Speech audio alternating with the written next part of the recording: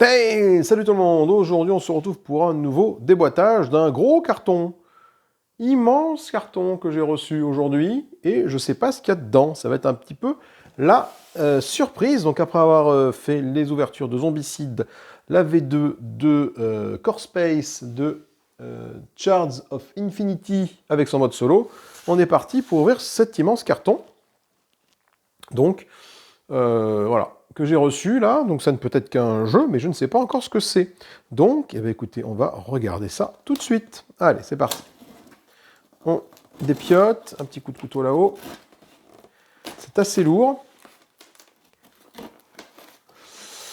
Et voilà, hop, hop là. Hop, et voilà. Alors forcément, c'est pas très intéressant pour l'instant ce qui se passe, parce que je ne fais que tailler le carton en enlever le scotch du carton. Voilà, alors voyons voir un petit peu ce qu'il y a dedans. De la protection, en veux-tu, en voilà. Alors, qu'est-ce qu'on a? On a effectivement un jeu qui arrive, voilà, qui est très chargé. Et c'est un espèce de all-in qui débarque. Putain la vache, truc de fou quoi. Je vais voir. Est-ce que je vais arriver à le sortir du carton? Tellement c'est ma stock. Sans tout faire tomber. Voilà, c'est bon, j'ai réussi. Donc le jeu est excessivement bien protégé. Ça, c'est plutôt une bonne nouvelle. Et voilà. Ah là là, ça je le fais rarement, mais là, sur ce jeu-là, je l'ai fait. Un all-in de la BD Marchand. Et quand je te dis all-in, c'est le all-in, hein, 140 balles. Et finalement, c'est pas si cher que ça. Hein. Pour un nombre de boîtes incalculable, regardez, j'ai la boîte du jeu, l'extension de l'aubergiste, l'extension de l'oracle, l'extension Lever Dragon et l'extension de la cachette secrète. Alors, la question est, est-ce que je vais tout ouvrir? Je pense bien que oui. Donc je vais sortir les boîtes les unes après les autres. Alors les BD Marchand, c'est un espèce de jeu de pose ouvrier qui est complètement asymétrique. Oh, putain la vache, le boîte de base est énorme. Voilà. Poc. Voilà, déjà rien que ça, t'en as pour ton pognon. Rien que pour la boîte de base, t'en as pour ton fric. C'est un jeu de pose ouvrier. Donc il y a un mode solo. 14 gants et plus, hein, de à peu près 1 heure et demie de partie. Déjà, tu vois que déjà la boîte, rien qu'en elle-même, elle ne fait pas jusqu'au bout.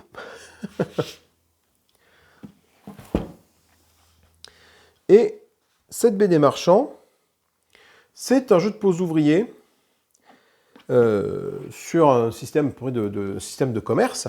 Et en fait, chaque joueur va devoir essayer de vendre le plus de ressources possibles, le plus de matériel possible, et pour ce faire, il va représenter un marchand. Sauf que le marchand en question, chaque joueur va avoir un système de création d'objets et de vente d'objets complètement différents des uns des autres. Donc dans la boîte de base, tu en as 4. Tu as l'aubergiste,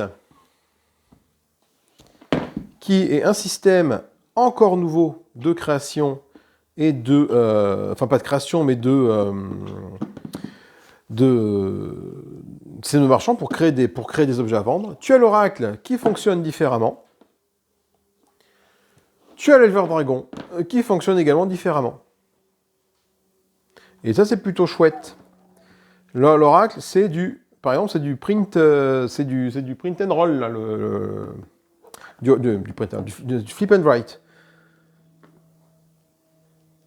En tout cas, du X and write, quelque part. Donc, tu as un stylo et tu vas pouvoir dessiner dessus pour réaliser des actions qui vont te permettre de faire du commerce.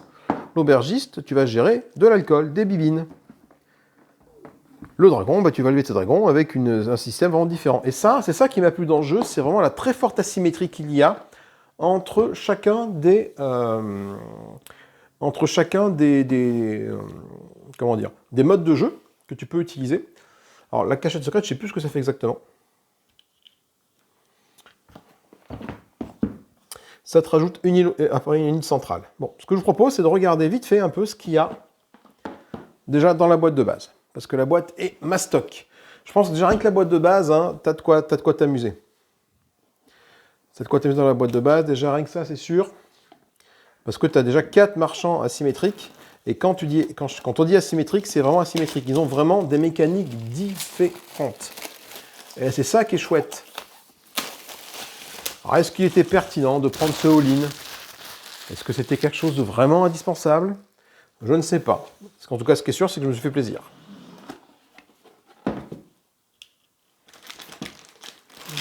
La quantité de matos qu'il y a.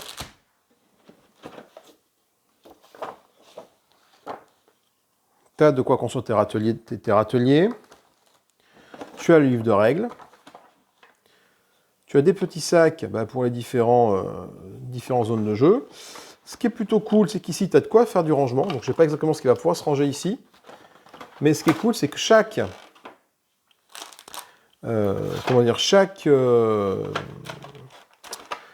mode de jeu, en fait, va avoir sa zone de rangement. En tout cas, dans la boîte de base.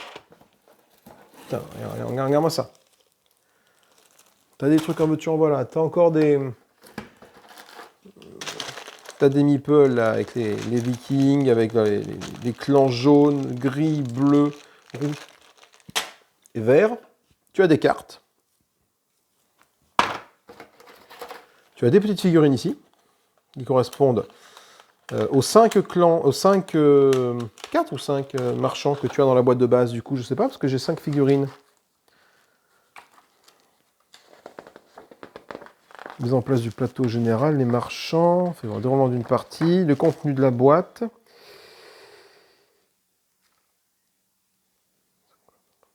« 5 marchands dans la boîte de base. Pardon, j'ai dit une bêtise, il y a 5 marchands dans la boîte de base. Où est-ce qu'on parle des marchands? Où est-ce qu'on parle des marchands, ici, dans la boîte de base? Fin d'introduction. Au moins que les règles soient expliquées. Ah oui, les règles vont être expliquées dans chaque... ici. Bon, allez, on va voir un peu ce qu'il y a quand même. Donc, tu as les bateaux. Ça, c'est pour le pirate. Le pirate qui est... qui est ici. Voilà, le capitaine pirate ici. Va avoir des petits bateaux à faire déplacer sur sa carte. On a... Ah, sinon, il y a 4 marchands. Il y a 4 marchands, je sais pourquoi. Ça, c'est la sorcière.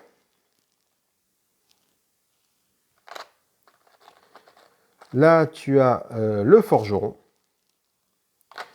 Et là, tu as le chronomancien avec son apprenti. Voilà.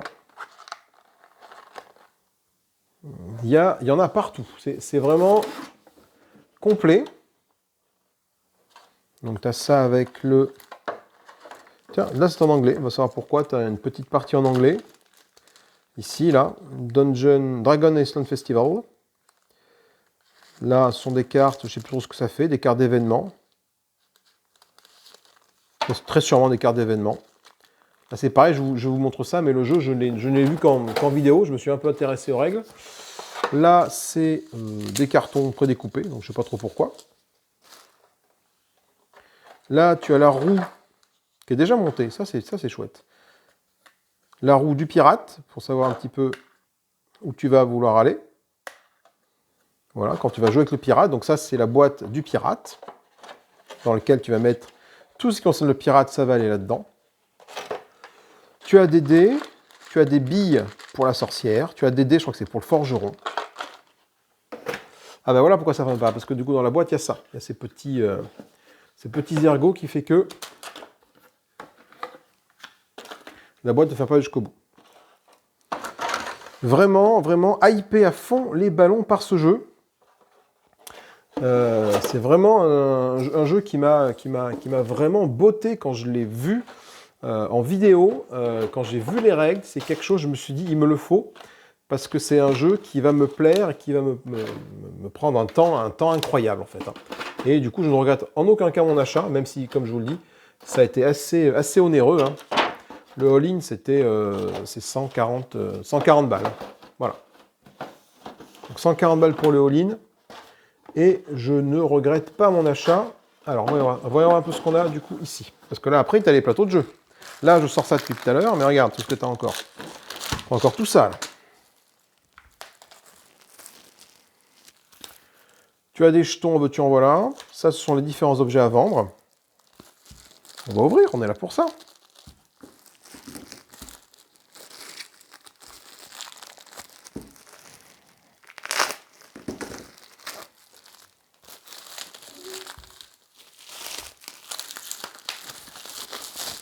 Hop là.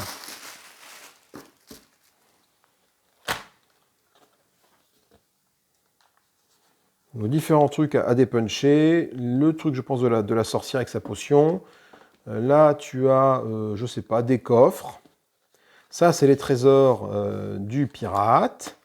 La main, ça se dépunche un peu tout seul. Il faut que je fasse un peu attention, par contre. Qu'est-ce qu'on a d'autre? Là, on a les bateaux. Ah, ce sont les bateaux du jeu qui sont là, très sûrement.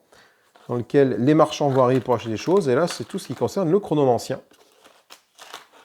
Vraiment très très chouette. Vraiment du beau matos.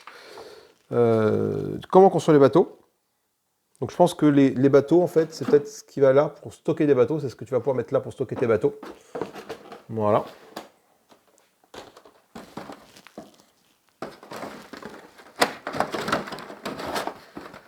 Vraiment une bonne surprise que d'avoir reçu ça. Je suis très content.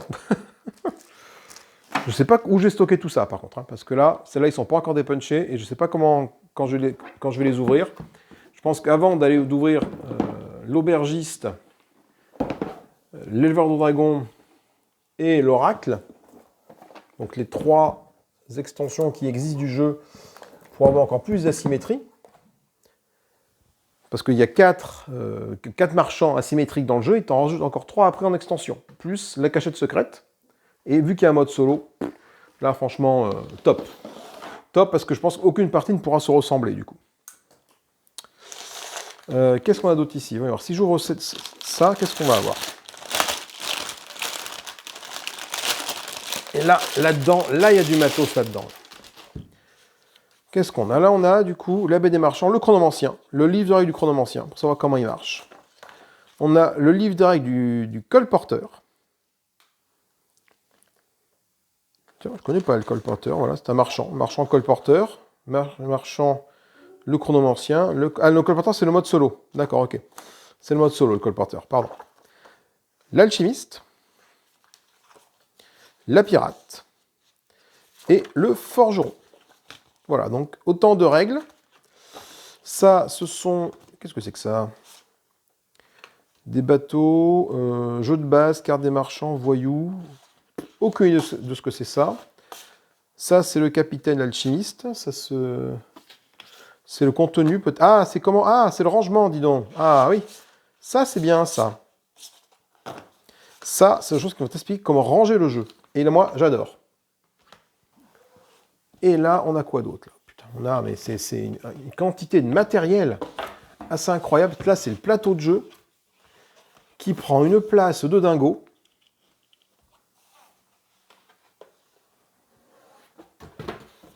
Attends, hop, comme ça. Donc, il y a quelque chose au dos, mais surtout, il y a quelque chose là. Voilà. Donc, plateau de jeu qui est assez énorme. Hein. Les marchands arrivent par là, posent ici. Là, tu as le temps que tu vas pouvoir utiliser pour fabriquer des choses. Là, la piste de victoire. Fait tout le tour.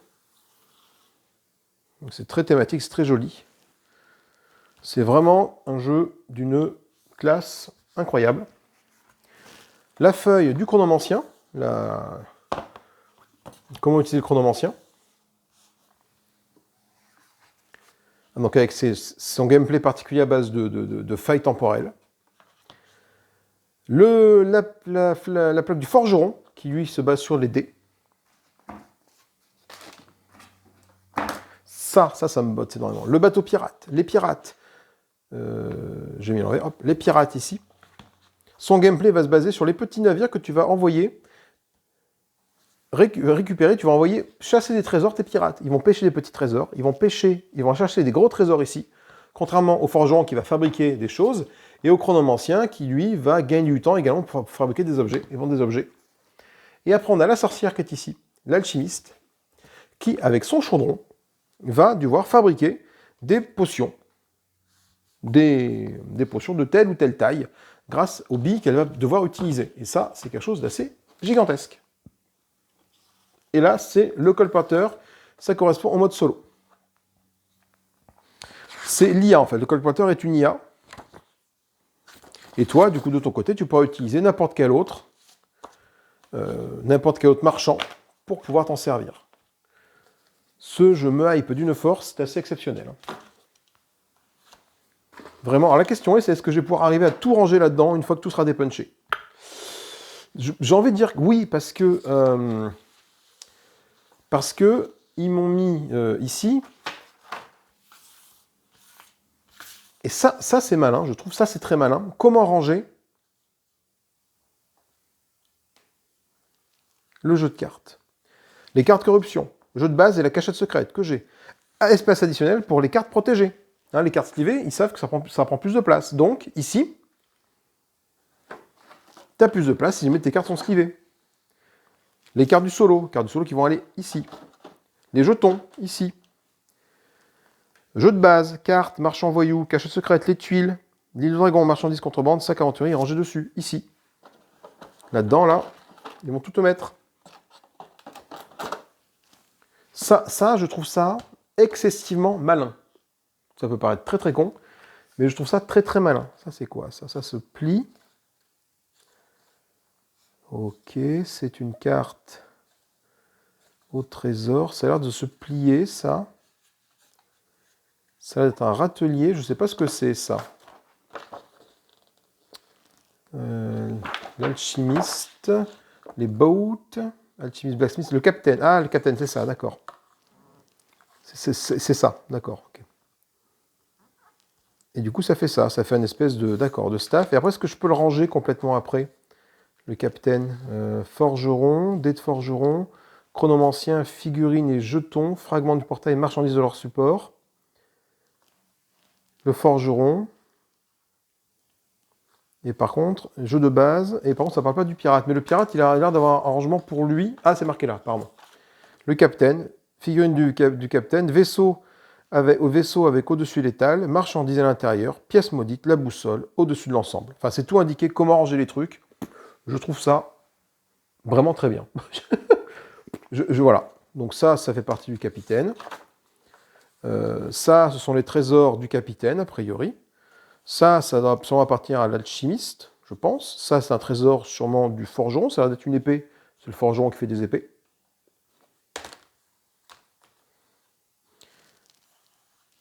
Le capitaine, quand tu vas chercher un trésor, tu ne sais pas ce que tu vas récupérer comme couleur de trésor, tu vois. Vraiment bien. Après, voilà, chaque objet a la même valeur. Hein. Les gros objets de magicien, c'est 8. Les gros trésors, c'est 8. Quoi que tu fasses, c'est la même valeur. Mais la façon d'aller récupérer des trésors, la façon d'aller récupérer des... tu as des rubis, là. Tu as des rubis, tu as des trucs noirs. C'est peut-être des trucs de charbon pour le forgeron. Des standises, pour mettre tous les trucs. Là, ce sont les marchands qui vont venir acheter chez toi. Franchement, belle surprise. Alors, je ne vais pas ouvrir ça, parce que je pense que si j'ouvre ça, je ne vais pas m'en sortir. Je pense que je ferai peut-être un petit déboîtage une fois que j'aurai présenté le jeu, une fois que j'aurai bien assez le jeu, pour parler de ces extensions-là. Voilà, mais en tout cas, un bon gros all-in des familles qui fait bien plaisir. Je suis très, très content. J'ai plus qu'à y jouer et apprendre les règles, donc je ne vous cache pas un peu en termes de règles. Il va y en avoir des règles à apprendre, même si les règles du jeu n'ont pas l'air très compliquées. Les règles sont là. Les règles font pas beaucoup de pages. Les règles, elles font, tu vois, font 11 pages. Hein. Les règles du jeu en lui-même, c'est 11 pages, c'est pas beaucoup. Tu as une phase de déroulement de partie, tu as une phase d'arrivée, une phase de production et une phase de vente, tout simplement. Après, ben, c'est à toi, les règles vont différer, comme je disais, entre chaque marchand, ça va pas se passer de la même façon. Et là, c'est chouettos, parce que tu as vraiment une grosse asymétrie. Et là, je kiffe. Impeccable. Écoutez, moi, je ne vais pas en montrer plus pour l'instant. Hein. Je m'en garde sous la pédale pour de prochaines vidéos. Amusez-vous bien. Et si vous avez la baie des marchands, n'hésitez pas à en parler et à venir partager avec moi, parce que je suis vraiment hypé par ce jeu. Quelque chose d'assez spectaculaire. Je vous fais des gros bisous. À plus tard. Salut, salut.